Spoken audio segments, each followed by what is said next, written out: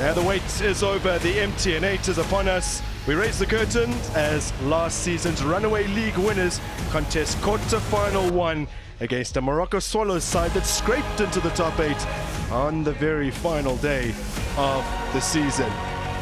With those parameters in place, we have the ingredients for a potential upset here at the Lucas Moripe Stadium as we bid you a warm welcome from this grand old venue in Atteridgeville. A moment of silence, well observed, for the late Ingalls Singh, former Marabasat Sundowns owner, Pretoria City chairman, and one of the founding members of Kaizer Chiefs.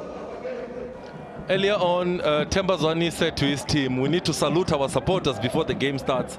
And for that, he got a yellow card even before the game has started. Could be trouble here. Teboho Mokoena goes down under the challenge, writhing in pain. Excessive force, mistimes his tackle, gets the man, he has to go. He has to go. Excessive force, did not get the ball, gets the man, no intent to play the ball. Vasa taking on Mvala. And as he goes tumbling down, no call in his favor now. Tapela Maseko has put the ball into the box with Daniel Ekpe off his line. It's a poor clearance straight back to Maseko. Waiting for some reinforcements to arrive. Here's Ayende. Zwane sensing the danger at his back. This is earlier on with that break attack, with that transitional ball coming from Mvala, finding the pace of Maseko. He rounds the keeper, but there's not enough yellow shirts in the box for him to be able to find. What does the rule say, Grant, about hand to face? Well, usually it would be a yellow card. But I guess with Zwane already on a card, the referee has taken a slightly more lax view of that. Thank you for educating the viewers. Ayende, now Mokoena has a goal, save from Ekpe, he better fires it back towards goal to wide. That was the final moment of the first half here. Mamelodi Sundowns against Moroka Swallows, still goalless, despite the fact that Mamelodi Sundowns have been turning the screw against a 10-man Swallows side. Oh, effort from range! It's just wide of the mark. That was a corker from Teboho Mokoena. You can't give him so much space and time because of the technique that he has. They need to press the ball better. That is Swallows when it gets central.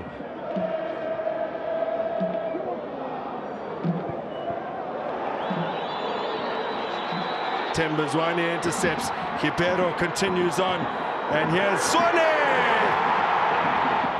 The talismanic skipper strikes to give Mamelodi Sundowns liftoff in the MTN 8's quarter-final. As soon as they lose it, look at how Ribeiro drives forward. Themba Zwane makes the run away from the ball, and then he cuts back to be able to receive it on the other side. It's very tight, and when it's tight, you give the advantage to the attacking team. Good transitional goal coming from Mamelodi Sundowns. Good drive from Ribeiro. Themba Zwane with that deft touch to be able to finish and give Mamelodi Sundowns the lead.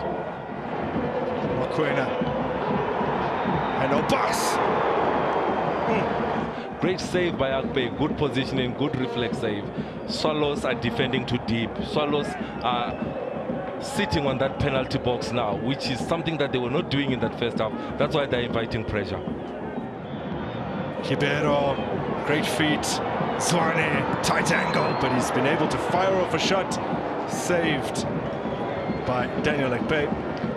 I'm not sure, Grant, but I think it's because of the legs. The legs are going from the Swallows team.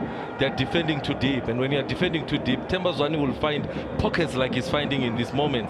So Sundowns haven't been beaten in any of their last 11 games in all competitions against Moroka Swallows.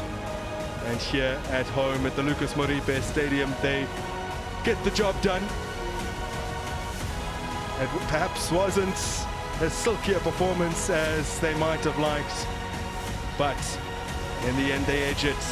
It's 1-0 in Atteridgeville. Coach, appreciate your time.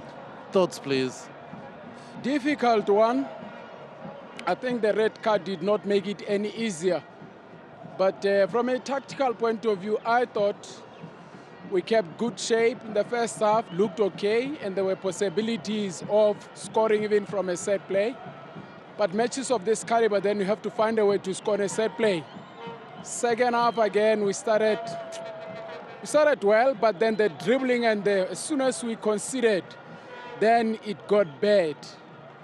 Then from a tactical point of view, because now they realized that the center was blocked, then they started pushing players on the sides. Aubas was a threat, overloading on the same side. We extended the line by manipulating our own structure. But I think the mistake we committed was just that goal. And apart from that, one would say this match was a definition of their character. And we have to build on that. There's nothing you can do now, it's gone. So you just have to build on the character that we see from this team. Resilience, a little bit more disciplined. Even under difficult circumstances, you need to remain calm, composed, and disciplined. That's a lesson from this match. I saw some confusion when it came to the substitution. What happened? Yeah, it was not supposed to have been both Makubela and Mchali. We're trying to now drive the match based on the energy. We wanted first to get KG out and Ulona Mchali have Makubela in the central midfield. So I'm sure we committed an error on the paper by writing both Mchali and Makubela. And it dealt us a blow because I had not had that in my mind. I had not had that picture. So as soon as that happens, and I was trying to say, can he go back? And rightly so. I mean, you've submitted. The referee said, no, the rule doesn't allow. Then I had to think on my feet and start seeking counsel from the guy sitting next to me to say, how do you then solve it? Because you took out two holding midfielders. And the intention was take out a wide player and still have two holding. So we had taken both of them.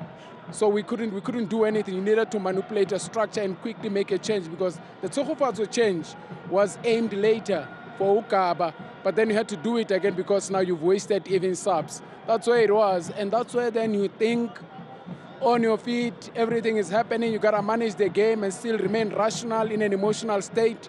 It needs unbelievable maturity. Thank you so much, Coach. Great pleasure, thank you. Coach Steve Komphela, head coach of the Dube Birds, Moroka Swallows, explaining then the confusion that you would have seen with that substitution, and like he correctly says, the officials were correct because you've submitted your sub and you've made your sub. Then that's that. He shakes hands now with Coach Mlungisi, who joins me now, head coach of Mamelodi Sundowns. Coach, appreciate your time. Thoughts, please. Yeah, tough one. Worthy opposition. Congratulations to the players, the Mamelodi Sundowns, now through to the semi-final.